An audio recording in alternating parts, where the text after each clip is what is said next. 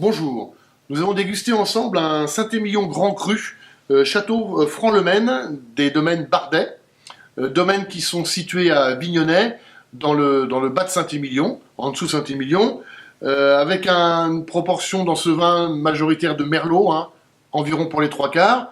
On va goûter ce vin sur le millésime 2011.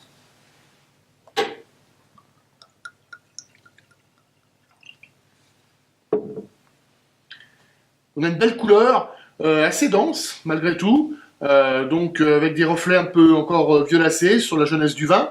Le vin est légèrement gras aussi sur les parois du verre. Une belle présence aromatique, un nez qui est assez frais, hein, assez caractéristique des 2011. Hein. Donc, 2011 a été une année où les vins ont exprimé pas mal de fraîcheur, avec de l'acidité notamment. Voilà, on est sur les fruits rouges, fruits noirs écrasés. On est sur des petites touches légèrement fumées, légèrement grillées, hein, ce qu'on appelle le côté un peu empyromatique. Et puis des notes légèrement poivrées aussi, hein, poivre noir. Enfin, le vin au nez a cette caractéristique de fraîcheur, ce qui peut être intéressant parfois sur les rouges justement.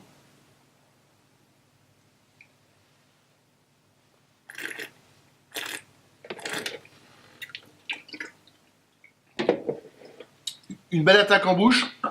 On va retrouver ce qu'on avait au nez, c'est-à-dire beaucoup de fraîcheur, des petits tanins qui sont encore un peu présents en bouche. Voilà. Mais le vin est assez caractéristique des 2011, c'est-à-dire c'est croquant, tout est dans le fruit, dans la fraîcheur, dans l'acidité. On n'est pas sur un vin qui a une persistance extrêmement longue. Le millésime révèle toujours des vins avec des persistances relativement moyennes. Ce sont des vins qui sont pas prêts à...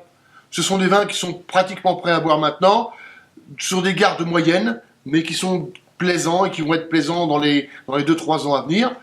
Ce vin pourra très bien accompagner des viandes assez légères, plutôt sur des viandes grillées, plutôt sur du bœuf ou de la volaille, pourquoi pas. Voilà, on est sur un vin qui va plutôt aller sur la tendresse, sur le côté croquant, donc pas forcément des plats très puissants, très relevés.